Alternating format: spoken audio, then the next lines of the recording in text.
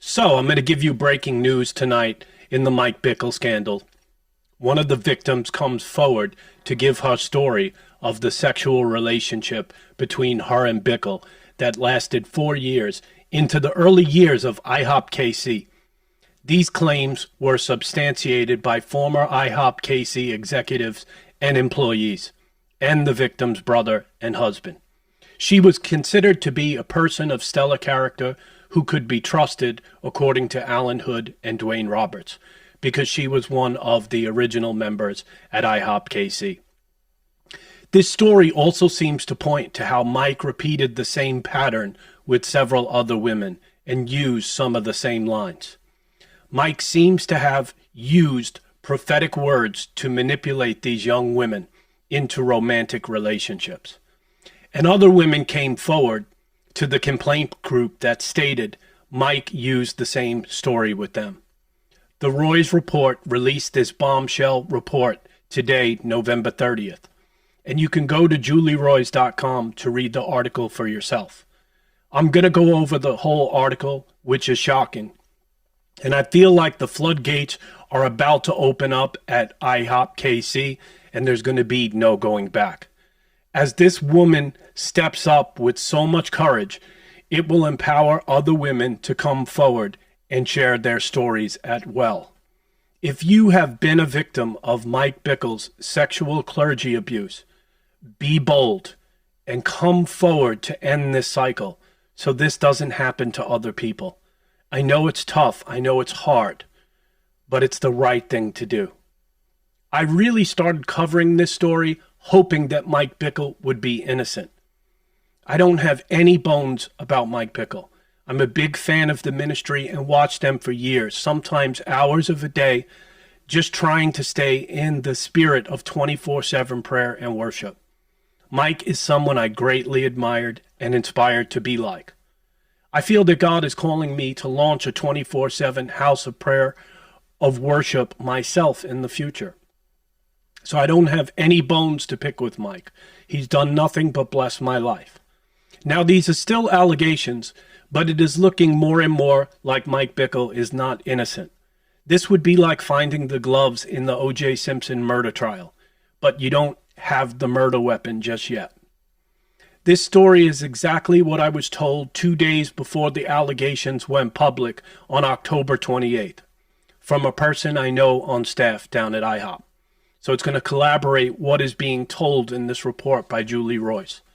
For the people who are claiming that this is a spiritual attack on Mike, he is innocent, and these are just a bunch of Absaloms, bitter employees coming to attack Mike, or that this is a spiritual warfare because of Mike's fast that he held for Israel. You need to start walking back these claims. People were looking for evidence. Well, here it is. You're about to hear it today. And research shows that 92% of women who come forward with sexual allegations end up being credible. So there's some inner healing implications that I want to speak on before I start to go into these claims in this first-hand story of a victim. We don't want to fall into extremes on either side. So in the comments on my videos, I usually get 1 or 2 of these responses, but nothing in between. Either Mike is 100% innocent and he didn't do anything, and Mike is just being attacked because of his calling. Or, on the other end of the spectrum, Mike is a total monster and a sexual predator and needs to be banished to a desert island until Jesus comes back. Both sides of those are extreme form of thinking, and I want to just encourage you today to try to stay balanced if you fall into either one of those two camps. It is quite possible something traumatic happened in your life. I know this because traumatic things happened in my life. Now, we can have emotions over this stuff, and we should. God gave us emotions. We can be upset. But we shouldn't let our heart rule our head or overrule our head. Government is the head. Our life should be run with the head and primarily done with reason and rationality. Getting overly emotional about these things clouds our judgment, Even research shows when you're in an emotional state, your brain doesn't work as well as far as critical thinking skills. And you can't discern things right as well. So if you have been hurt before by someone in authority, if you have been abused or neglected by someone, it's important to deal with those things before entering in a situation like this. I've had to take a deep look in my heart and my life, where I'm at emotionally. Because in the cycle of sin, often we have been sinned against, and the devil wants to continue that cycle. And he wants us to make someone else pay for something that someone else did to you, creating a bad cycle of offense and bitterness. I had wonderful experiences with the pastors in my life, so I don't have a spiritual leader that's let me down or upset me. But I was let down by 2 family members who hurt me. And I don't want to take that offense into this situation. That person of authority letting me down and disappointing me, painting all leaders with that brush. It's not fair. Each situation should be dealt with on a case-by-case basis. As the Bible says, don't let the sun go down on your anger. But I realize we have a hurting society, and it's okay to be emotional and upset. But do not take the trauma that someone else did to you and make another person pay for it. I learned this in my class in Inner Healing with Ken Fish, that he was saying that being triggered is sinful. Why is it sinful? Is because we're looking for someone else to pay for what somebody else did for us. And we don't want to keep that cycle continuing. Being triggered is sinful. So you might need to deal with your own traumas and things you went for before entering into this situation, so that you can think rationally and reasonable about this situation. Let me just get into a response that I responded back to Eric Metaxas on Twitter today. And he posted something pretty familiar to the line of thinking that a lot of spiritual leaders are taking these days. I said going into this series of videos that I expect that leaders will be on the side of Mike Bickle, and that people that are church attenders will be on the sides of the victims. And so I fully expect spiritual leaders to take Mike Bickle's side. But Eric Metaxas tweeted this today, and then I responded to him. I met Eric before, and actually he shadowed me in a deliverance session that I was conducting and just offered prayer support for me. And we did a rally with him in Times Square where 5,000 people showed up. It was one of the best days of my life with Sean Voigt and my pastor, and we put on a big show. But Eric said this: everything I have read and heard over the weeks has me believing that the initial accusations against Mike Bickle are deeply vile lies. I hope the IHOP leadership team has the guts to fully exonerate Mike and to bring the false accusers to repentance, but I'm not holding my breath. Okay? So I go down a little bit further and I said, Eric, I love the content you put out, my friend, but it's been over 30 days and IHOP hasn't brought in a third party like Dr. Michael Brown recommended. Also, they haven't been in communication with the complaint group who has all the evidence against Mike. Okay? So basically, Eric obviously doesn't know these details. That's why he's defending Mike. And Joel Richardson said this, who has inside information, who's talked with the executive leadership team, who's been involved in this, says, like so many others, I've always had only the greatest measure of respect for Mike. But when the truth emerges, however, you will be bitterly embarrassed by this post. It is so much worse than most can even fathom. Okay? So basically, Joel has inside information, and he's saying this situation is really bad. It's really terrible. And, in other posts, he seemed to call Mike a sexual predator. So I can understand why people are upset and emotional over this, because it's personal. Okay, if we were ever hurt by someone in our life. So we're going to get into the article here from the Julie Roys report. And like I said, you can go see that at julieroys.com. But this is going to get into the sexual allegations that were made against Mike, and one of the women is going to go forward and share her story with the Roy's Report. Why am I doing this video? Because it needs to get out. People need to find about this. Just think about the sexual abuse in the Catholic Church. Thousands of people have been abused, and the church still doesn't want to really face that we have major problems, particularly sexual problems. And we need to talk about this stuff, and we need to try to have solutions so that this stuff doesn't happen in the future. Many people are on my case saying I shouldn't be doing videos like this. What's wrong with me? This is a Matthew 18 issue. Local churches should just deal with this.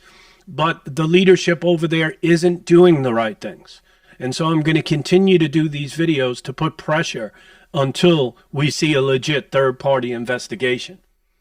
So the article, Women Says IHOP KC founder Mike Bickle used prophecy to sexually abuse her. So in 1996, at the age of 19, a Jane Doe decided to move to Kansas City to intern with her father's friend, Mike Bickle, the 42-year-old pastor, and she was 19 at the time. Mike would preach a lot about King David. I just remember feeling like somehow he knew Jesus in a way I didn't know. Soon after she arrived, she said Bickle told her he had a dream about her after a Sunday service in front of Bickle's wife, Diane. Doe said, they're gonna call her Doe or Jane Doe throughout the article, said Bickle prophesied that he was David and she was Esther. Okay? He gave me one of the biggest prophetic words of my life. It was, you're not just an Esther, you're going to lead thousands of Esthers. A few weeks later, Bickle called Jane Doe from Asia to say the Lord had spoke to him about her. And she said this time that he sounded like he was drunk. And that just reminded me of the Brian Houston situation where he was drunk going from hotel room to hotel room on sleeping pills, having a conversation with another woman that was not his wife. He begins to tell me that the Lord had spoken to him and that Diane, his wife, Mike's wife, is going to die and we're going to get married. As he's talking to me, I'm thinking, is he drunk? And he started talking about the alcohol that was in his fridge and told her that he had been drinking. This happened from 1996 to 1999. Jane Doe said Bickle put her up in an apartment by herself, gave her a key to his office, and engaged in sexual interactions with her and told her about the dream again and again. And he began to establish the International House of Prayer in Kansas City. So Mike is using this emotional manipulation, prophetic manipulation, telling her about this prophetic word. It's going to go on later. They did not have full intercourse, but she seems to explain it was everything but that. And I know many people are going to say, yes, but this is from 20-something years ago. Why is this relevant? Guys, sin is sin. And it doesn't matter when it happened because it doesn't look like Mike has owned up to this, okay? So if he owned up to this, publicly repented, and admitted his guilt, then we could be talking about forgiveness and restoration. But up to this point, he's done nothing but be silent. Okay, so back to the article. So he's saying that his wife is going to die and that he's going to marry this young girl. In that line, Diane, his wife, is going to die. We're going to get married. He said this to me at least 100 times. Okay, so telling a young girl that you want to marry her is very, very serious. Okay, so they're referring to her as Jane Doe because the Roy's Report has a policy of not naming victims unless they want to be named. Okay, but Alan Hood, the former president of IHOP University, and Eric Parks, an IHOP KC founder, confirmed Doe's identity, and they also confirmed her character later. Okay, so they're not naming her, but people don't understand, oh, come forward, give your name, but you don't understand what this does to people's careers and families. It literally just leaves a wake of destruction. So I believe at this particular point, it's appropriate that she not be named, but it is noted she has been confirmed. So basically, yeah, so Alan Hood confirms her, Alan Hood is someone that I really trust. I can just tell through spiritual discernment that he's a good guy, that he's one of the good people. people. I can't comment on the other guys. I've heard all of them preach and speak dozens of times, but Alan Hood stands up to me as someone that can be trusted, and I can believe his word. So she provided information to the 50-page report that was released to the IHOP leadership, known as the Complaint or Advocate Group, turned over to IHOP KC leaders last month. The Advocate Group alleges that Mike Bickle was involved in clergy sexual abuse. So former IHOP staffers have called for a third-party investigation into Bickle against Bickle. This week, they had protesters show up in the prayer room, and they showed up with duct tape over their mouth demanding a third-party investigation. And that's something that needs to be done. Why it hasn't been done already, I don't know. I think the IHOP leadership team should step down. They're not dealing with this correctly at all, and they should step down. This ministry will probably end up being dissolved anyway, but the point is this is not being dealt with, okay? So that's the biggest problem why I'm doing these videos, okay? So, yeah, so they discredited some of the victims, right? And so we're back to the article now. So she told that she's not one of Bickle's victims. She also witnessed his grooming of other women at IHOP KC. So Jane Doe is saying he did this to other young women. And she told the Roy's Report she tried for years to confront Bickle directly on his inappropriate relationships with other women. I would see him doing things like putting his hand up one of my friend's leg under the table at a restaurant, and then the next day go in and confront him about it. Another woman, I saw her put her hand in his pocket to get ibuprofen, and she had the keys to his office, and she was coming in with special drinks, etc. Anytime I saw something with other women that was inappropriate, I would confront him on it. Several people who work closely with Jane Doe said that they also noticed strange dynamics between Bickle and other young women. Those include Eric Parks, Doe's brother, and those who were not named to protect their identity. However, Alan Hood confirms Doe's brother's identity. So her brother, this victim's brother, is going to confirm this story, how he saw that things were off along the way. Her brother was saying we were young people, we idolized Bickle in this whole situation, and basically her brother knew something was off but couldn't put his fingers on it, okay? And then one time, Mike Bickle comes up to the victim's brother, and he pointed out verses about King David sleeping with Bathsheba. He highlighted them in orange, laughed, and gave my Bible back to me, Doe's brother said. I just was so unbelieved and grieved that this is true, but it's so true. So Rick Joyner turns out to be right. Mike might be David after all, as he was saying, that David was exactly like Mike. And like we said, that's narcissistic eisegesis, and we shouldn't put ourselves in the place of biblical characters, although we can definitely learn from them. So basically, it goes on, a movement of young women, the article goes on to say. Bickle is a larger-than-life pastor whose attention towards young people and the use of properties were exciting. So Jane Doe's brother is explaining like he used all this charisma. He was surrounded by these famous prophets like Bob Jones. Bob Jones gave Bickle a prophecy for a spirit of 24/7 prayer in the Tabernacle of David. And basically, so people were wowed by that Mike was surrounded by these prophets giving prophetic words, and it went on. Mike ended up leaving the Vineyard Church and then ended up going and finding the Kansas City House of Prayer. Okay, but these young people all gathered around Mike at the time, and most of them were women, said Parks. And basically, it seems that Bickle groomed these women, but it never crossed the line over into abuse. So one thing that was noted was that Doe was saying they were part of Bickle's group of female disciples who were in their late teens and early 20s, and he was like a father figure. He was very generous, and he said buying them clothes, giving them gift cards, and he regularly organized pizza and movie nights, particularly religious movies.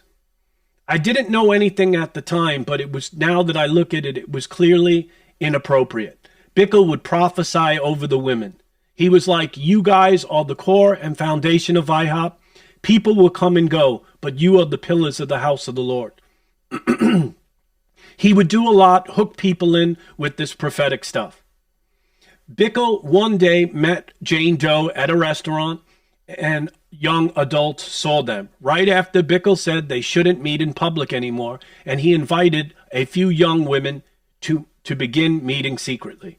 We had plenty of conversations about him and about celibacy men and the special calling of setting ourselves aside. But we weren't supposed to tell anyone we were invited to his mystic Bible study group, because then they will be jealous. Okay, so this is not a good idea. Bickle is meeting with a bunch of young women, and it seems like in his house. Okay, so Jane Doe's brother said he was one of the first in the family to return to Kansas City to be next to Mike. And then his sister moved there. All of a sudden, Mike began to show the victim's brother special favors. Victim would invite the Doe's brother and her on outings. They would go to the park, play football, restaurants, Barnes and Nobles, and cafes. Doe's brother also noticed that Bickle's calling his sister at the church for an overseas trip and talked to her for an hour. Bickle also expressed special connection to Doe because of the day she was born. She received one of his prophecies, Doe's brother said. Parks said she heard Bickle prophecy over Doe at a prayer meeting. Specifically for Doe, there was always the language around Esther, the Shulamite. Parks said Doe told her something she'll never forget. He said to me at one point, there's a married man who said that I'm going to be his wife, Parks said. Another alleged abuse victims, whose identity confirmed by Alan Hood, told she had heard Doe say something similar, that Doe believed she was prophesied to marry a much older man because of the amount of physical affection Bickle showed Doe. The woman assumed Doe meant Bickle. But in both cases, Doe reportedly didn't say who it was. It was only the secret that she would keep, Doe said. So she's saying she didn't have any other secrets that she had in her life. She only kept this a secret, this relationship that she had with Mike Bickle. So Mike Bickle eventually started telling her to leave the internship that she was a part of, that she was doing this special research for Bickle. So she was doing research on the end times. So Doe said Bickle gave her a key to his office, telling her to use it anytime, at which both Parks and anonymous intern confirmed. Doe said Bickle also told her she would someday join him in a chariot to which God invited him.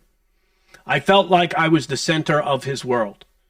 So people were saying, how can you be so silly to go along with this when someone's a spiritual leader and they're giving prophetic words? It adds another element of confusion into this, especially for a young 19-year-old girl.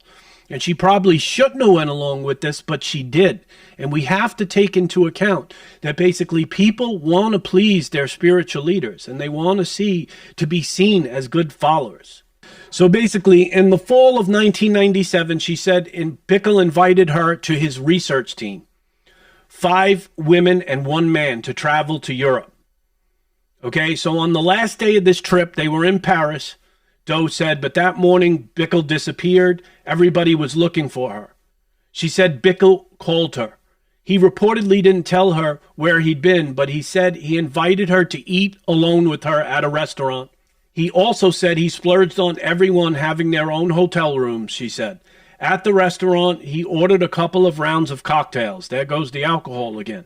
At the same time, Doe was 20 and Bickle was 43. After dinner, he said she allegedly took her to an alley and he kissed her. The next thing I remember, this was the shocking part, I woke up in my hotel room the next morning, she said, and I blacked out. I remember I was clothed. That's all I remember. I just remember waking up feeling disoriented. So it looks like in this particular case, she didn't go into detail in the article that she was possibly drugged. Okay? So basically, because she wakes up in a hotel room after this kiss from Bickle, and she doesn't know where she was, and she's disoriented. When we got back home, the dynamic with Bickle progressed. So they got home from the trip. He would cross the line and kept crossing the line more severely sexually.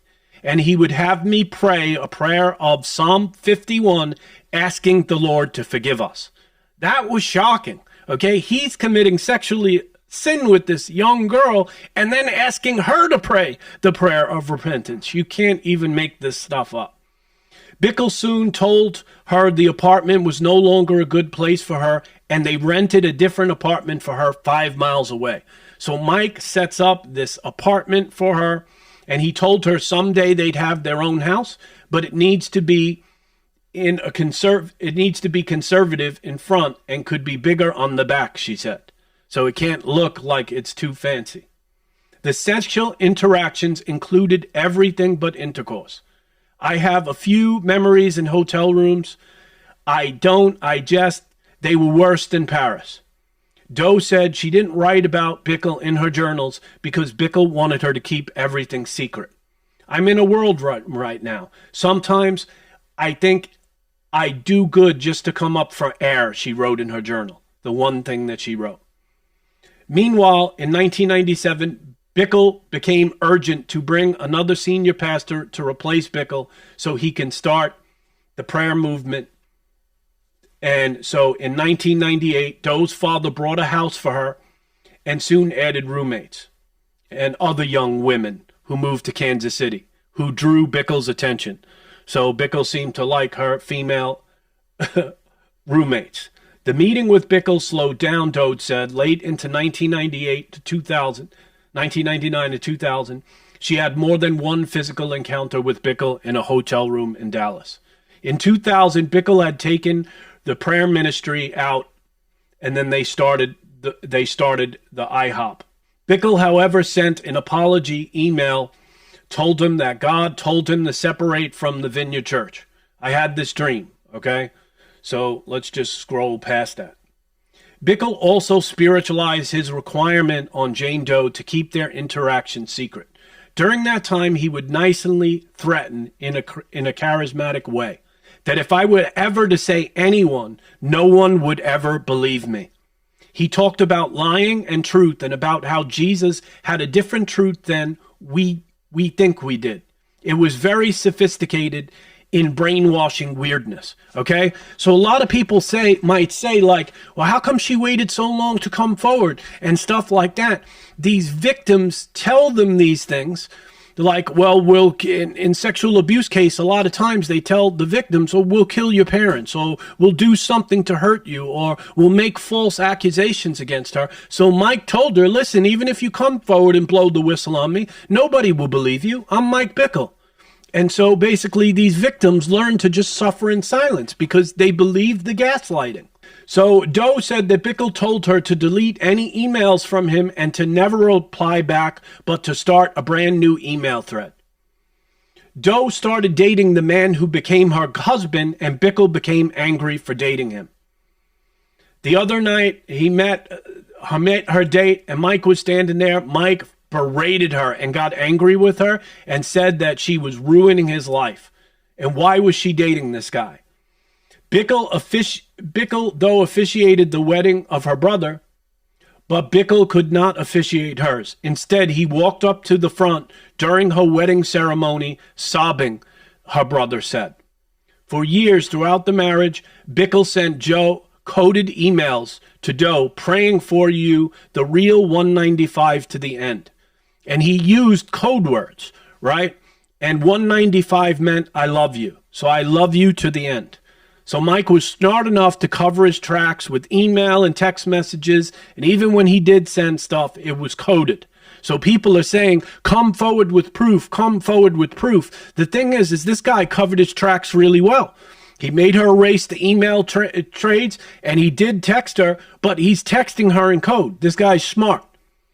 Doe said that she tried not to think about Bickle for years. For those 20 plus years, I would drive by an exit where my apartments was, the 2 apartments he bought for us. And in my mind, I wondered if I'm ever going back to talk about it. So now this Jane Doe is going to explain what caused her to finally come forward. Everybody says, why did she wait so long to come forward? And listen, let me tell you something. These people have good reasons why not to come forward. Many good reasons. And it doesn't mean because they didn't come forward earlier that they were lying or that it's irrelevant. These things are still very relevant, even if it happened 100 years ago. This is still relevant today.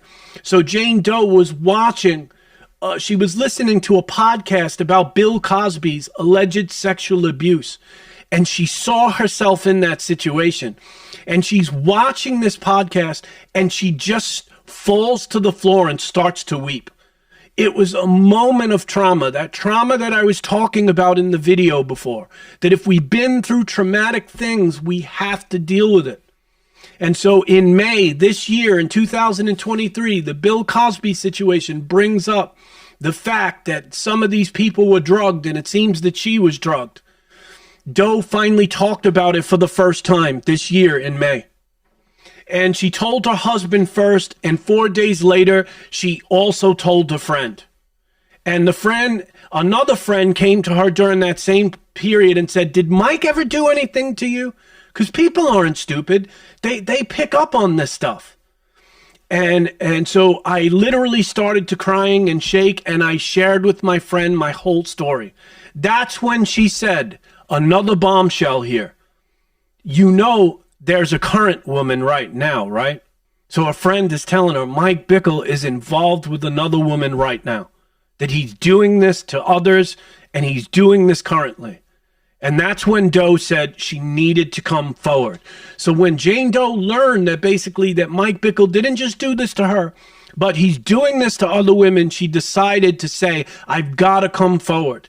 And that's why if there are other women in this case, you've got to come forward. You've got to blow the whistle, because this will stop this demonic cycle of abuse for this situation and in this whole ministry.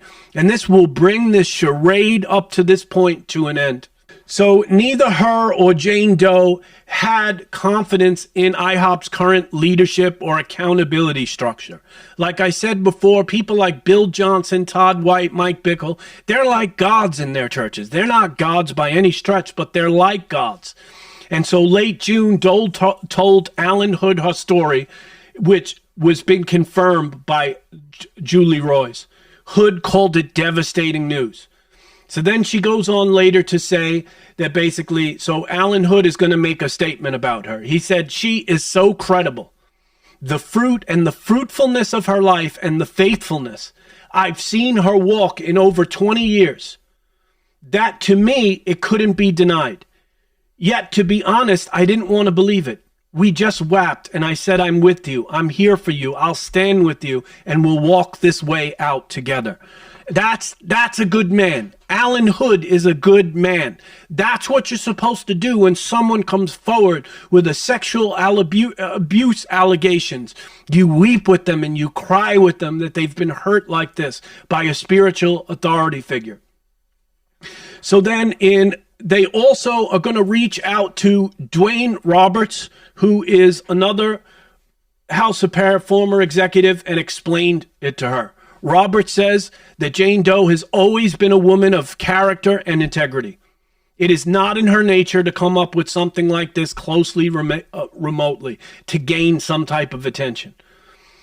We'll always tell the truth, and Mike will always tell his own story. So Roberts is kind of implying that basically that Mike might be a liar. We're about halfway through this article, but there's more shocking information. So it goes on to say that Roberts was a original member of IHOP KC planning team, and that during their secret meetings with women in their 20s in the late 90s, he found things to be odd. That Mike did not have similar discipleship groups for men. He was only discipling young women. Guys, if you're in ministry these days, you shouldn't be having all women's groups. This is just totally ridiculous, especially not if your wife isn't present. And they didn't clarify that here. Roberts said Bickle commonly had young women who were in their 20s, younger than him, around IHOP KC. Both Roberts and Hood told that Bickle had internal deadbolts in his office. So basically, here's another shocking thing that he said. So basically, when the victim started coming forward to Dwayne Roberts, he starts realizing that Mike was using the same lines, the same prophetic lines that he was using with this whistleblower, Jane Doe. Mike was using those same prophetic lines with other women. So she told us the same line that was used, Dwayne said, that Diane was going to die and that they would be together. So when he told us, we were like, oh my gosh, we've heard this before.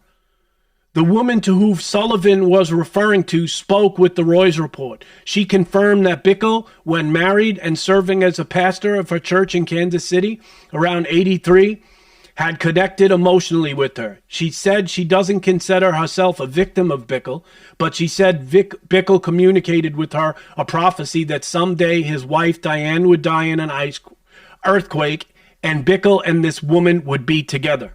So he's using this line on multiple women years before, prophetic manipulation. Roberts said this became a key phrase through August and September when he talked to Jane Doe and other former IHOP staffers who noticed red flags. The golden thread we pulled with the thing came to the surface. So Roberts is saying this is a picture of Dwayne Roberts, by the way, that multiple allegations are coming forward and they're all using similar language. Okay? Roberts said he told Greaves and attended to meet with Bickle and then asked Greaves to be a witness in that conversation. However, Roberts and Greaves refused, saying Roberts needed to conduct a Matthew 18 process and confront Bickle one-on-one. More just gaslighting, using scripture improperly. Roberts met with Greaves again, telling Greaves he involved two other pastors who had strong ties to Bickle, and the heated exchange turned heated in a minute. So Dwayne, when he realized Mike wasn't listening to him, got other pastors involved. So this guy is following Matthew 18 protocol. He tried to go to Mike Bickle directly. He was blown off. Tried to go to Stewart, was blown off, and then decides to bring two other brothers with him. He's following all of the policies in Matthew 18. Now they get Jane Doe's husband in, and he's keeping it anonymous to protect the husband's identity. They're not giving his name. He told Bickle he needed to talk to him. Roberts planned to attend the meeting, but when Bickle found out, Bickle insisted that Doe's husband and him meet alone, the emails show. So then Mike meets with this husband, with just him in one-on-one, and then shockingly, Mike denies everything, saying that he did not mean for her to be his wife, really, that they just had a spiritual destiny together, and Mike denied everything to the victim's husband. So Doe's husband said the Bickle Foundation was a donator to their organization, so they have an organization, but Bickle predicted that if Doe were to talk publicly about her allegations, Bickle would need to remove his financial support in appearance of a bribe. Bickle also warned that social media storm would bring up accusations against her. So he's using these manipulation tactics to keep her and her husband quiet, saying he's going to pull financial funding from them and that basically it's going to start a storm. Don't say anything. Mike wants them to keep this quiet and to not say anything. So basically, Bickle followed up with her that night in an email urging Doe not to go public with the accusations and then accused Doe of the greatest betrayal of my life. So Mike Bickle is now playing the victim card here. He realizes that she has not betrayed me at this point, but even to the chance of her doing this creates a great pain, but not anger at her. It's the most trusted friendship did this to me at the end of my life after 40 years of being in prayer many hours a day, he wrote. So he writes her an email and another emotional manipulation. The same day, Roberts met with Greaves, Margie Sorge, another senior leader at IHOP. Doe's husband shared what happened between Doe and Bickle in Paris with the leaders, Roberts said, but Grieve was incredibly slow to move after that.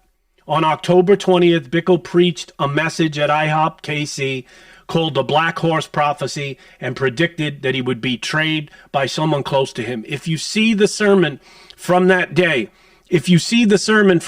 Mike just didn't look like himself. Something was deeply wrong. Something was off. He looked like heck, and I've seen dozens, maybe hundreds of Mike Bickle's sermon. So Jane Doe's husband emailed Bickle and requested another meeting, and this time IHOP KC leaders Brian Kim and Wes Martin, former pastors of IHOP KC, former church. But Bickle reportedly refused, saying that Bickle is under Grieve's accountability and that Grieve has advised Mike to only meet with Jane Doe's husband, not with a group. More gaslighting tactics. I am still waiting on the ladies who allege that to have a story to come up with me and Stuart according to Matthew 18, Bickle wrote. I am not sure, none will come forward because they don't have a story. So Bickle is still denying everything up here. So on October 24th, IHOP meets with the whole executive leadership team and to hear Jane Doe husband share his allegations. And Brian Kim, Wes Martin, and Roberts also attended that meeting. Roberts said he had a 50-page document with a timeline and other accusations with several women. He added that the report had no names, only initials. Roberts said he referenced the document in the meeting but did not give it to the leaders. He explained this week that he didn't do that because he didn't trust them. So then IHOP leaders decided to issue a bold and transparent statement after the husband comes forward, explains all this abuse. IHOP announced that there were merely accusations against Mike Bickle, but declined to comment on the allegations. Robert said the IHOP KC staff were threatening to resign. So on October 28th, Roberts, Kim, and Martin released a statement with details about the allegations. So they decided to go public with that, and that's when everybody felt that they were being Absaloms. Grieve said publicly at IHOP KC they responded within 24 hours and removed Bickle from ministry. Okay? Greaves and the executive team did not respond to Julie Roys. We're almost done here. They did not respond. Julie reached out to them. They're not responding. So basically they release, so Stuart eventually releases another statement a week or two later. This is me commenting, not the article, and basically said that there are some allegations with some merit. Okay? So they had firsthand reports of people and several other people that were involved in this situation that saw off behaviors, that witnessed this type of affair firsthand, and they didn't really, the IHOP leadership team didn't come over with that. So Roberts has said that he believes IHOP leaders are good people who are just caught in a system created by Bickle who engages in masterminding storylines. They need outside help and must demonstrate transparency. Doe said speaking out to the media was her last resort. This woman did not want to go forward. And this is the last line of the article. In spite of the fact that IHOP KC goes through and knows my story, they have consistently minimized, denied their knowledge of real evidence from victims, she said. I am devastated that the men and women who have been my friends for 25 years have completely shunned me since they were first made aware. I had hoped we could all work together in this to do the right thing. How have I been treated? Has broken my heart. They didn't do the right thing. So you're seeing here that this gives firsthand account of her that were collaborated by her brothers and other leaders, collaborated key details of the story, that things that didn't seem to be right, and there were other women that were implicated in this, that Mike had possibly done this with several other women. Okay? So basically, and this leadership team got up in front of everybody and said that basically to a certain degree and released statements along the lines that there's nothing to see here, folks, but they saw this firsthand testimony. And so basically, I'm just calling on the executive leadership team, particularly Dave, Sliker and Stuart Greaves to step down and resign immediately. Like I said, you probably can't save your career at IHOP, but what you can do is possibly be in the ministry in the future. If you continue to lie and cover up and not let things come to light, then you're going to jeopardize you being in ministry in the future. The fact that Mike Bickle has not come forward and released a statement and saying, Mike is claiming that God is defending him and he's not going to say anything. And there is some biblical precedence for that. Jesus didn't always respond to accusations. He kept quiet, the Bible says, and he didn't always speak to that. But the book of Timothy wasn't written yet. And the book of Timothy said that there are standards for those that are overseers and those that are in leadership. And if they don't live up to those standards, they would have to give a statement. So that would seem to contradict the word that has been given to Mike Bickle. Because if accusations are brought to him with more than 2 or 3 witnesses, and he does not live up to 1 Timothy 3, he would have to give account to what he said. So the fact that he's saying God told him to stay quiet, it seems to be gaslighting at its finest at first glance, but we don't know. Listen, guys, this is beginning to really unravel. I feel more people are going to come forward soon, and basically we need to get this stuff out. I feel like IHOP is probably not going to survive all this. In the beginning, I was hopeful. I wanted them to survive. I wanted to see them go on. But here we are, 30 days into this. And there's been no third-party investigation. The investigation they did was with a lawyer who was not named, who was later found out to be close friends with the executive leadership team. That is not a truly third-party investigation for the initial claims. Okay, they have yet to follow Dr. Michael Brown's recommendation to not use a legal firm to do the investigation, which they did, and to bring in a third party, which they haven't 30 days into this. To make it even worse, and this is the biggest crime in all of this, for the last 30 days, they haven't been in communication with the complaint group that has all the information. So they conducted their initial investigation without referring to the compliant group that has all the information against Bickle. You can't make this stuff up. You literally can't make it up right there. If that doesn't cause these people to resign and show that they're incompetent leaders, I don't know what else will. I want to show grace to them because they seem like good people. Dave and Mike, all of them, they seem like they have good parts of them. But at the same time, if we're going to be truthful, things just don't look like they're handled correctly here. And so everybody was looking for evidence. Well, someone comes forward, and now you have evidence. And these are quite substantial claims. And this is huge. Thank you for watching today. Be blessed.